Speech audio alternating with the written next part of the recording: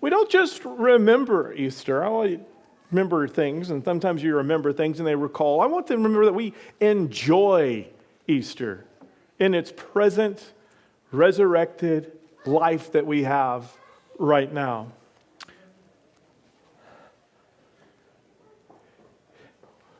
What a joyful time.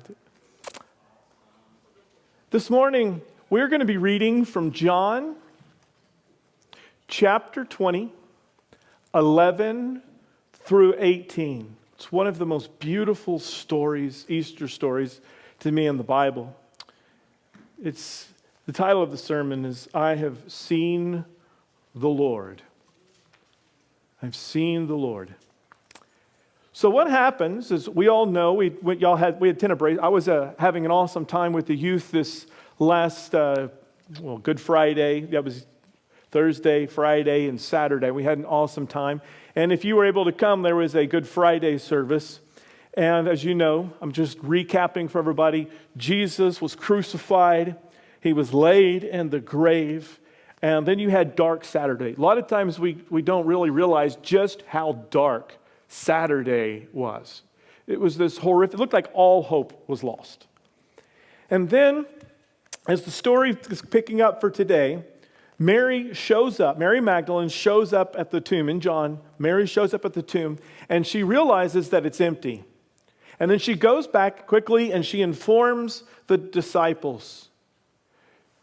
Peter does what he always does. He runs as fast as he can back to the tomb, right? And he looks in, he can see there, he bolts. John gets there, he looks, he doesn't see anything.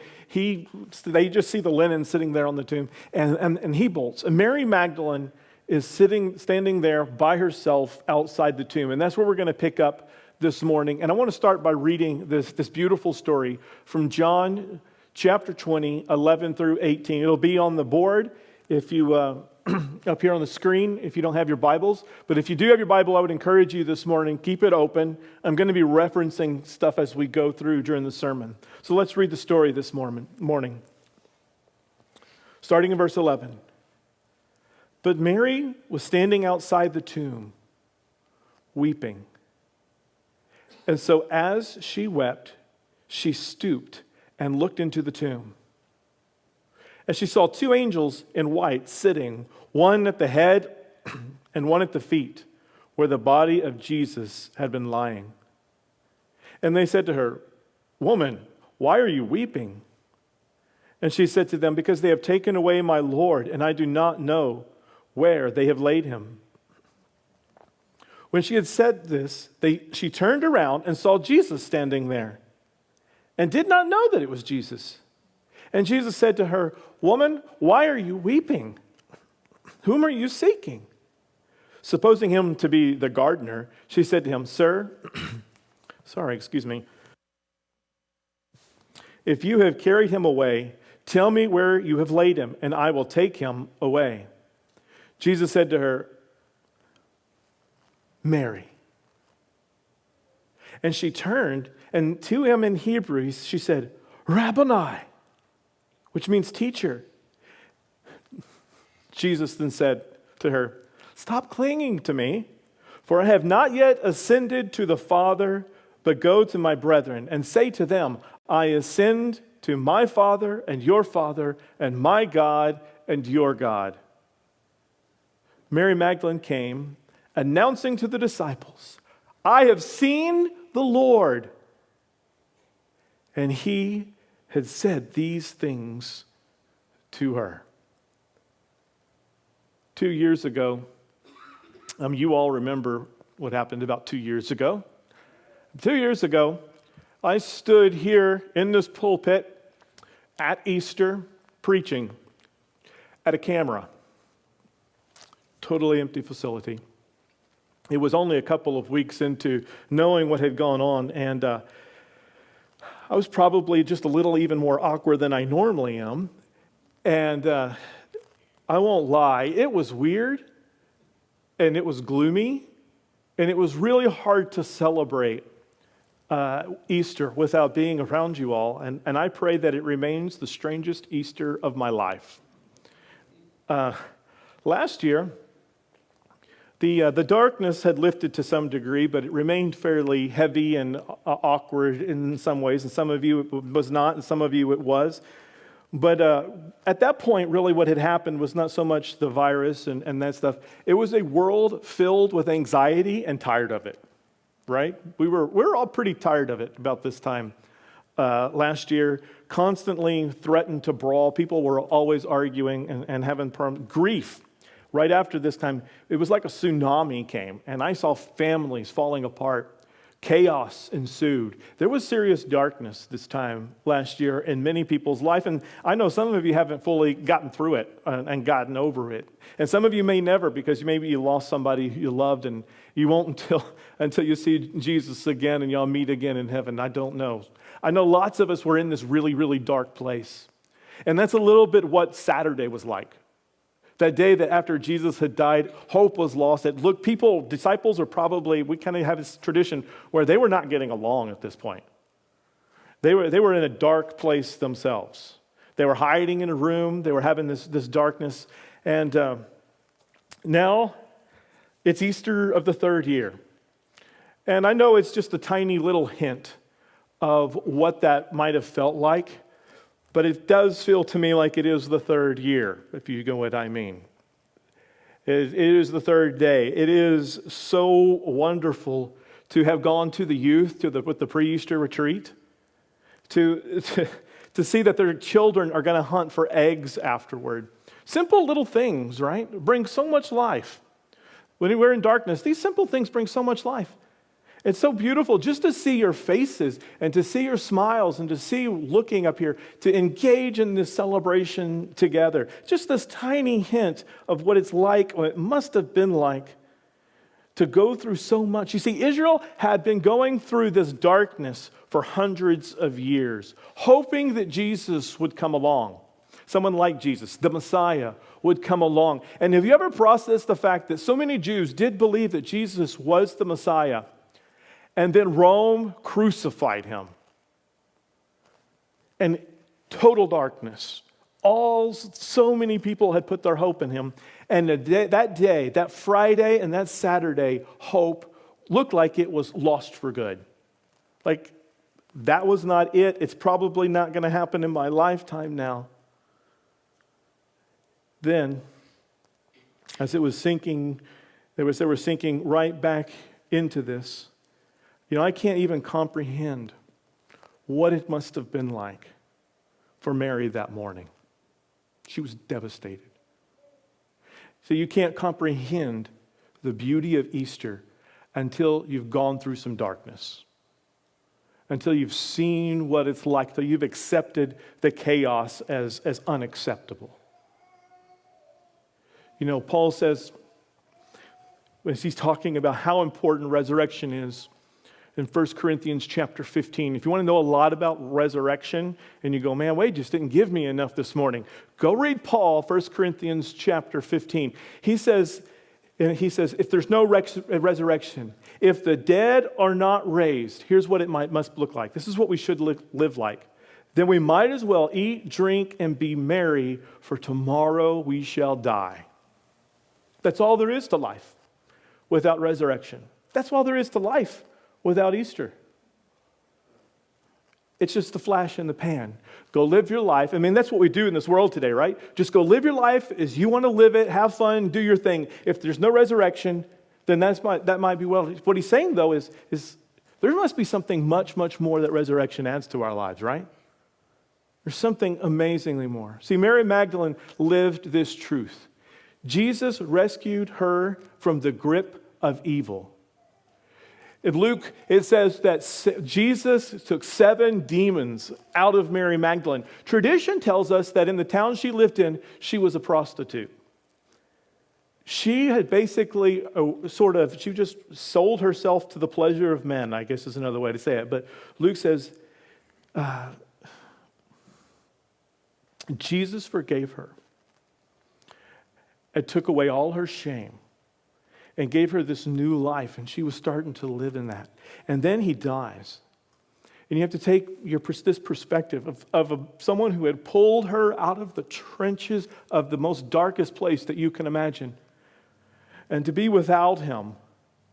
Without him. How could that be possible?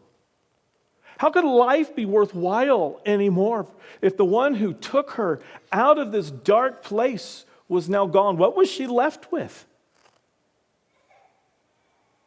And she says, death has taken him away. And not only that, but they have taken away my Lord.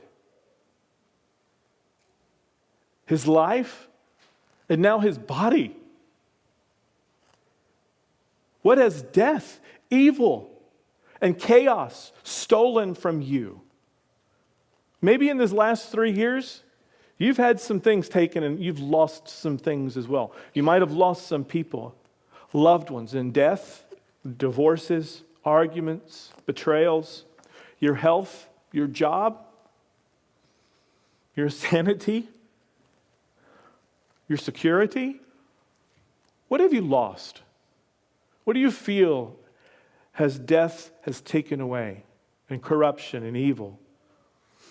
Look what's going on right now in Ukraine. We might be saying it feels like a celebration and it feels like coming out of something new in our tiny town in Texas.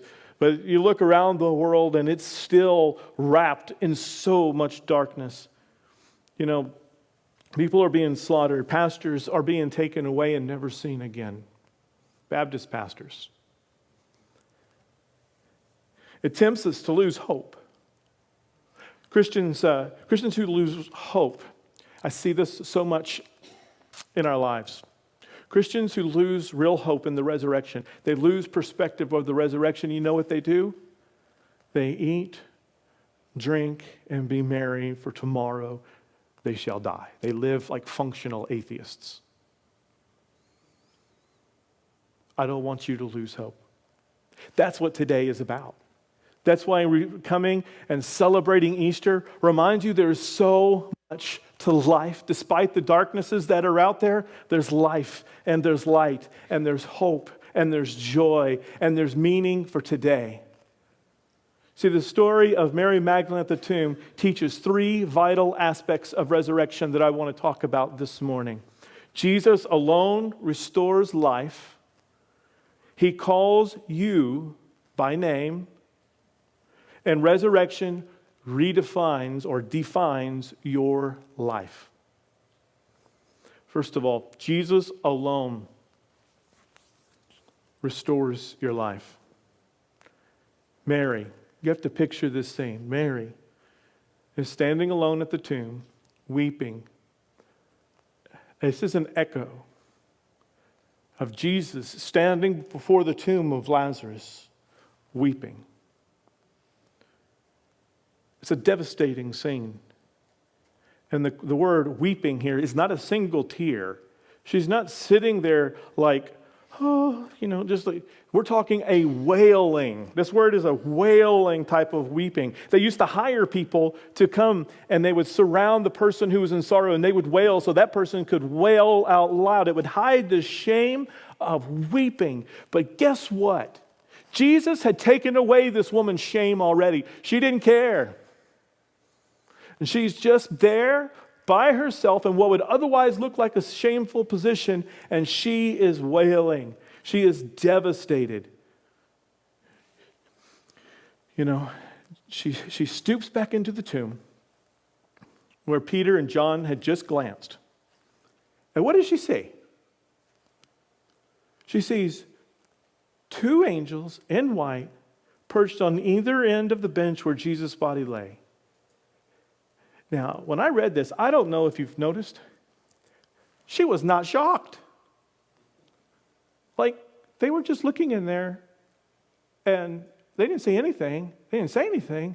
And she looks in there, and she's not surprised at all. And the angels, they don't need to say, fear not. Almost every time an angel appears in the Bible to somebody, they say, fear not. No. She is not in fear of them. She's not even in awe of them. She's not even inspired by them. She is confused, of course. She is devastated that someone has taken away her Lord. That's her focus. She is so in love with Jesus that the sight of two angels sitting on the side of the benches does not bring her to awe. And Jesus appears behind her and says, why are you weeping? She wants to know if he carried Jesus away. You know why? She's going to go get him. She's going to retrieve him. How in the world is she going to carry, because it's talking about carrying, where it is for her to lug this back. She's going to go get and retrieve the body of Jesus, a full-grown dead man. That's in her eyes, that's what she thinks he is, and lug him away and back to the tomb or back to somewhere safer. That idea, that problem, does not even seem to strike her. It's not even an inkling in her mind, because the only thing she knows is that this Jesus, whom she loves, whom she was serving, even in his death, was more worthy than the angels. Do you see that? She was worried so much about her Lord that she can overlook angels, she can overlook a gardener coming up. None of them are registering at all. They just simply do not matter. Now, here's the thing. Here's why she's able to do that. I've been preaching for quite a while out of Matthew in a series called No One Else. And we looked at all the things that Jesus did that no one else could do. The things he could offer that no one else could offer. Mary believed it. No one else, not the angels in heaven, not the most powerful people in the world, no one else but Jesus would do. She got it. I think Jesus appears to Mary here for that very reason. She's the first one here in John to witness Jesus. She's the one for who there was nowhere else to run, nowhere else to go, nowhere else than she'd rather be than even in the presence of the dead Lord. That's powerful. We got lots of places we'd rather be most of the time. Lots of places we'd rather go. But for her, there is no one else. She had no other backup plan. The disciples had run off, either out of fear, to go check on something, to do something. They had something else to run. And by this, her love and her faith are not calculated. Do you see this? She's not calculating, what's it going to cost me to get Jesus' body back? She's willing to give and get anything, whatever she could do. Again, we often calculate, what if this faith doesn't work out? Or how much do I need to give Jesus for him to bless me this week? What kind of calculations that we do to say, if this plan with Jesus, my plan, then bringing Jesus in, it doesn't work out, then I have all these other nice backup plans that, won't cost me quite so much. Mary reminds us that our lives are at a dead end without Jesus. She's reached that point. She's at the tomb. She's in tears. She has nowhere else to go. We might be able to find ways to keep busy. I know that. We might push hard and struggle and urge ourselves to be bigger and smarter and tougher. You can try every remedy, but it isn't until you come to the point that Jesus is the end point for you.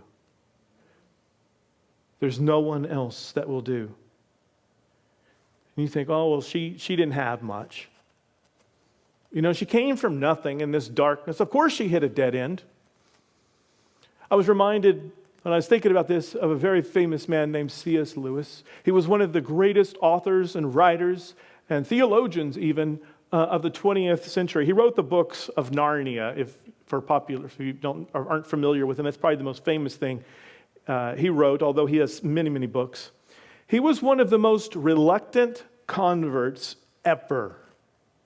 He came from a pastor background. His dad was a preacher. but he totally left the faith. He was a dedicated atheist to kind of the ultimate degree. And he researched medieval theology. He researched everything. He was basically had the highest ideals of the modern life. Now this was the 20s, and so there was still the modernity era, the era of walking away from Jesus, the God is dead movement, that era of civilization. And he was totally dedicated to it. He probably read more books about these topics than most of us have read book covers. I mean, he was an incredibly educated man. He taught at Oxford, the most prestigious school, probably the most prestigious school in the entire world. It's up there. He was at the very pinnacle of academic life, of success, and everyone looking at him would have thought, man, that man has it together. And he read, and he read, and he could not find what brought life. He could not find what brought real meaning to life. He says, reading about Jesus, and so he started reading about Jesus, and he says, reading about Jesus was like a mouse searching for a cat. It's in his book. It was like a mouse searching for a cat was his reading about Jesus.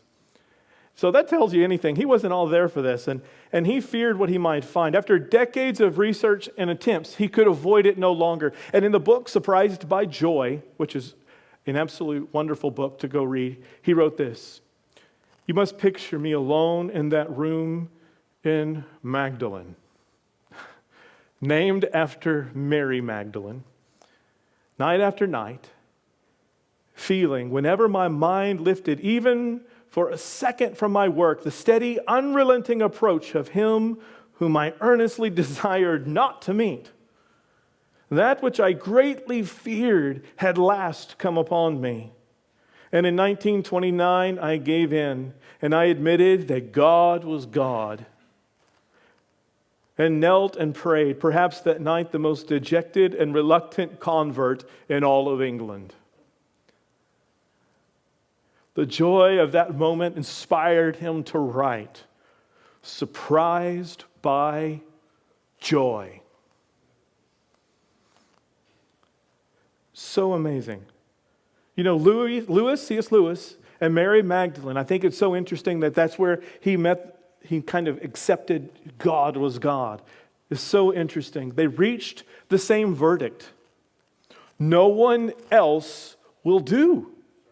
He had researched everything. He had looked at everyone that the world has to offer, the highest philosophers, the best politicians, the medievals. I mean, he searched all of history as far as he could read it, as much as he could, and he said, there's no one else like Jesus. No one.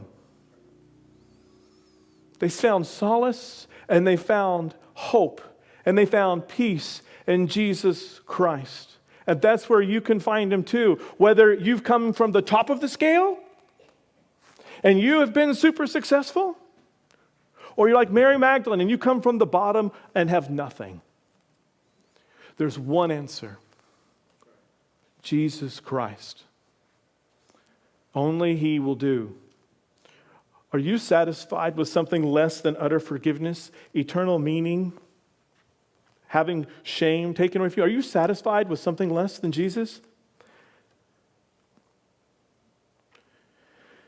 I want you to put aside all else this morning and know that Jesus longs for a relationship that brings love and life into you and his peace. And I don't mean this into some general sense. I mean you. You specifically, he wants love and peace for you. He calls you by name. When Mary turns around and addresses Jesus, though she doesn't know who he is yet, she thinks he's a gardener. And we think, what? Silly Mary. She must have tears in her eyes. She must be so devastated. But I think it's quite intentional. Jesus doesn't deny that he's the gardener. Do you see that? He doesn't say, no, I'm not the gardener. And then she is wrong on one sense, but maybe she's kind of right. John always works on two levels, the book of John. It always works on multiple levels. It has the literal meaning, but there's this metaphorical meaning and the spiritual meaning, you might say, which undergirds and goes into every single spot here. See, Jesus is the gardener of new creation. He's the new Adam. He's more than Adam, though. Shouldn't stop at that. He's much more than Adam. He's the creator kind of Adam. He can bring life as well. He's the gardener. A great gardener knows his garden. And a really great gardener knows everything in his garden. He knows everything that's a part of that garden. We were in Moody Gardens this last year for vacation. And I don't know, have you ever been to Moody Gardens? They're in this huge pyramid, and there's these amazing gardens that they have inside of there. And you walk around, and they have plants from all over the world in one of these pyramids. And every plant in the building is intentional. Every one of them that's in there, I mean, of course, they're probably an exception of a weed, which is Texas. You're going to get some weeds. But every single plant in there is probably intentional. I'm sure they weeded out well. And almost every plant that's unique in that area has a label beside it. And it'll tell you about the plant. It'll tell you what it does. And I think, man, this is amazing that there is a botanist. There's somebody in here, a gardener, who knows what every single plant needs. In fact, when they were designing this garden, they knew the plants before they were planted so well that they would put them in the right position so they got the right amount of sun and the right amount of water. They got what that plant needed. And she might call him the gardener by mistake, but absolutely, he is the gardener. She is right on that hand. He knows each of us. He knows what you need for life, because what you need for life may not be what I need for life. What you need to have peace in your life may not be the same exact thing I need for peace in my life. Yes, forgiveness, but he makes us, what I need to be doing with my life is probably not the exact same thing you need to be doing with your life. He knows exactly what you personally need. He knows how to make you whole. Now, there's more. See, Jesus doesn't reply to Mary, "Don't you know me?" No, he says, "Woman," he calls her woman at this point, not Mary yet. "Woman, why do you weep? Why do you weep?" This is an empty question. This isn't a leading question. This is a question that erupts out of Isaiah chapter 40. Where Israel has been weeping. Israel has been missing its Messiah. What does the Messiah do in Isaiah chapter 40? I know not everyone in here knows Isaiah that well.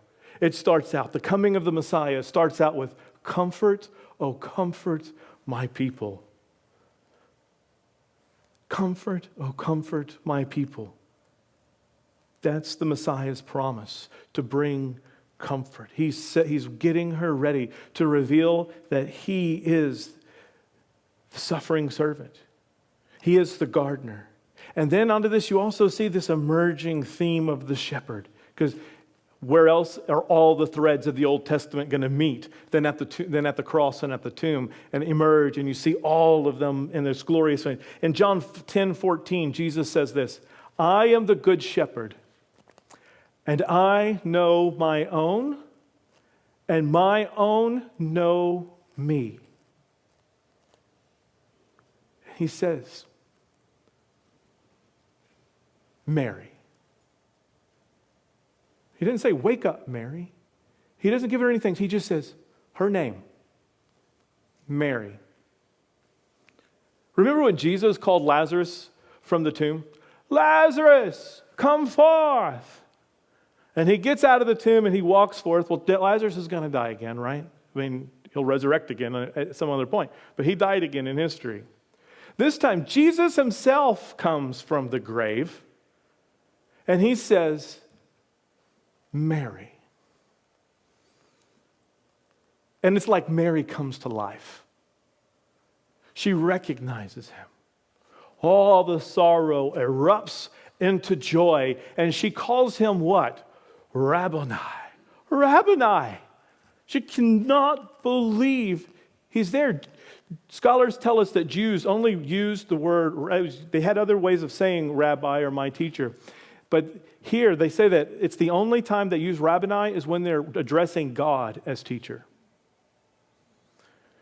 You see, John, the book, started off with telling us in the prologue that in the beginning was the Word, and the Word was God, and the Word was with God. All of that is telling us Jesus is God. Here at the back end of the book, in the mouth of Mary, and going to be in the mouth of Thomas, who says, "My Lord and my God." You see that she's erupting into this realization that she is standing before the Almighty, the Word, and God Himself has risen from the grave, and He's called her name.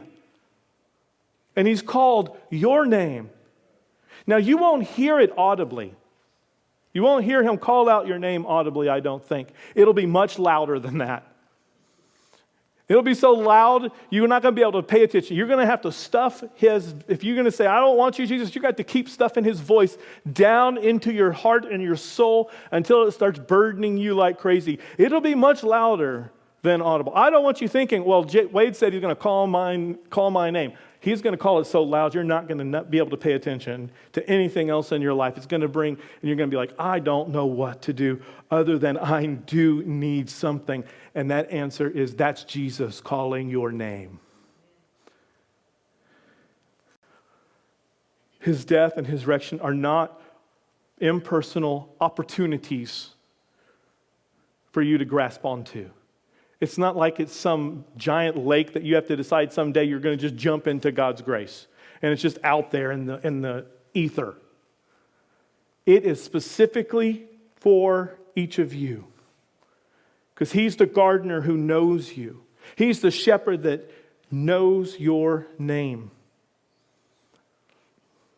Don't walk away thinking, God might work for you. He might work for some people, but He can't work for me. I've heard that a lot in my life, talking to people who are turning down Jesus. And that's to have this idea that He's just out there in the ether, and I can either choose to attach onto it or not. That it's not that personal to you. God has the grace you need. Not just the grace Wade needs, or Brad needs, or Derek needs. He's got the grace you need.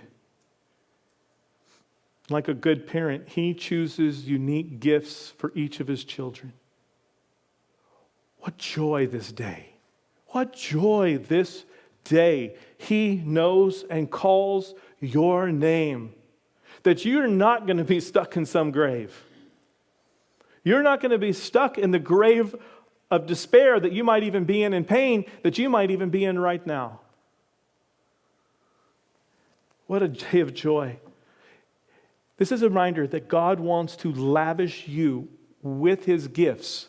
Gifts designed, aimed, and created for you. If you don't know Jesus, if you haven't accepted Him as your Lord and Savior, maybe you think He's kind of an impersonal God way up there and out there. I want to encourage you this morning to rethink the way you think. I want you to hear Him call your name deep inside of your heart and recognize that voice this morning. To say, "Rabboni, I've been wondering what that was. I've been searching the world over. I've looked at the highest academics. I've looked in the lowest places of drug, alcohol, sex, and all those other places. Now I know what's actually calling my name." Some of you have accepted Jesus. I think probably a good portion of you have already accepted Jesus Christ as your Lord and Savior. And I want to hit this next point for you. Resurrection defines your new life. Now, this is what you can have if you haven't known Jesus. You can understand and know how resurrection will redefine your life. How abrupt is this?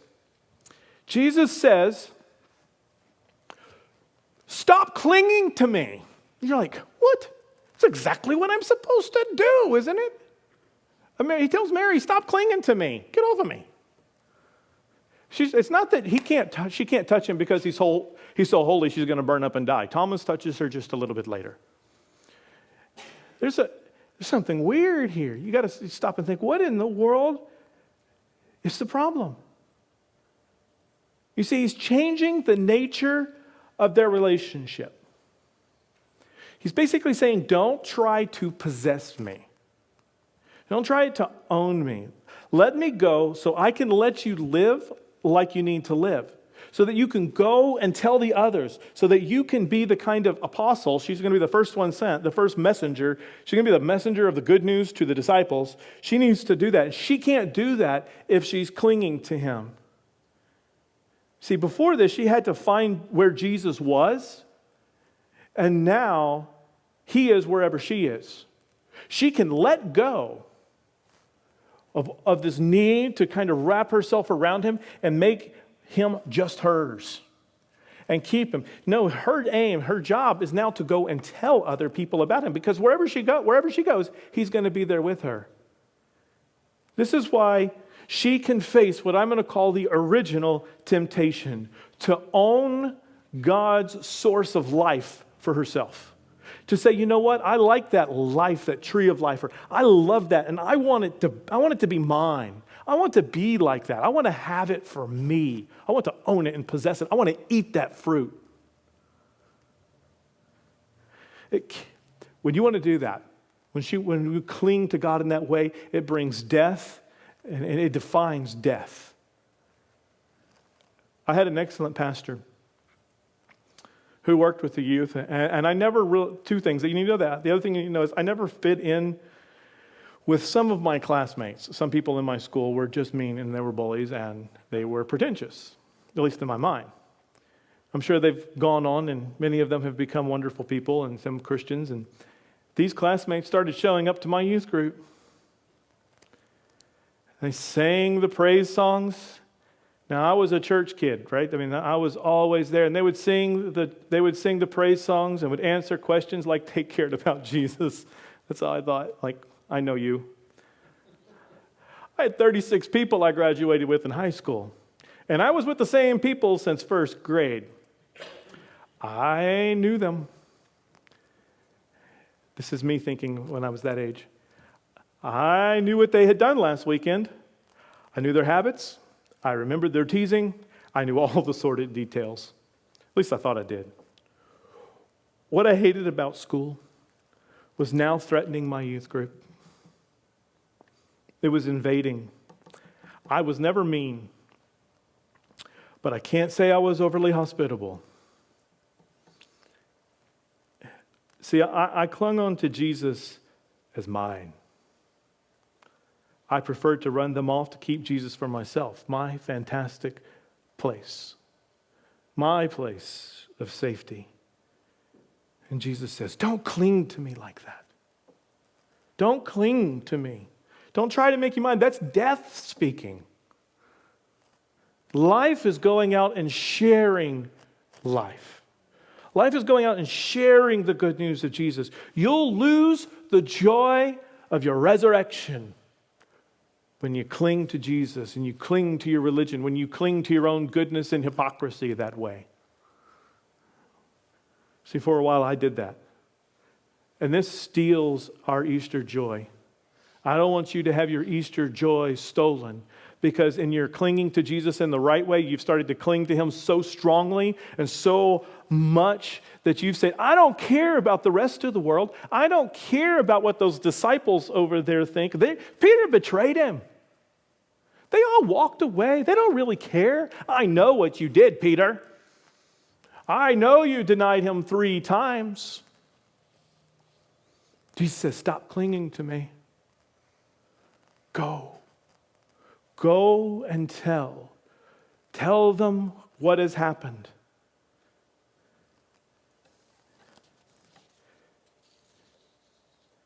Resurrection says, wow, God is big. God is so big.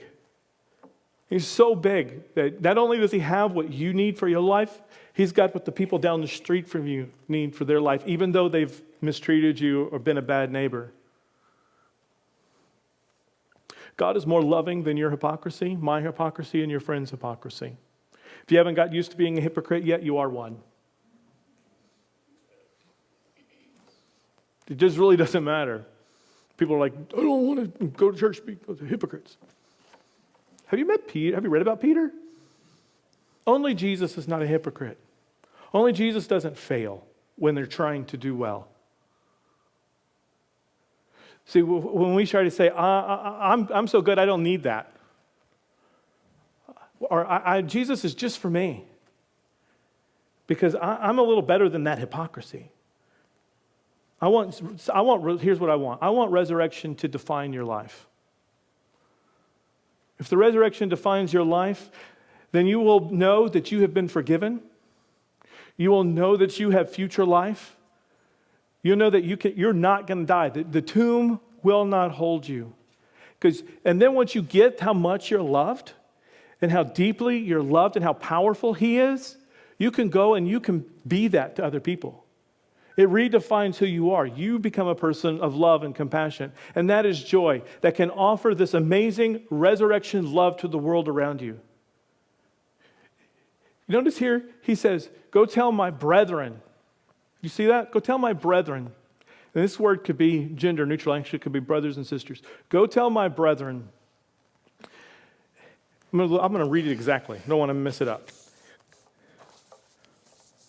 I ascend to my Father and your Father, my God and your God. He had never called them brethren before. He'd called them friends. He'd called them many things. But it was this point that he said, all of us are in this together. They are all my brethren. If they're going to be my brother, if you want me to be your brother, they're also your brother. They're also your sister.